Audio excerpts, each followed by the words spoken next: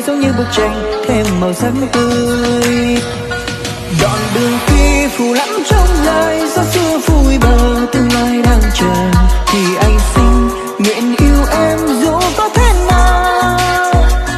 Nàng hương hoa thoáng khắp những dáng đang khi nhẹ nhàng chờ em đến, có em bên đời thấy ôi sao bình yên. Mong thời gian sẽ mãi ngừng lại, sẽ mãi cho em tình yêu, mãi cho em bài ca, mãi cho em những điều đẹp nhất trên đời.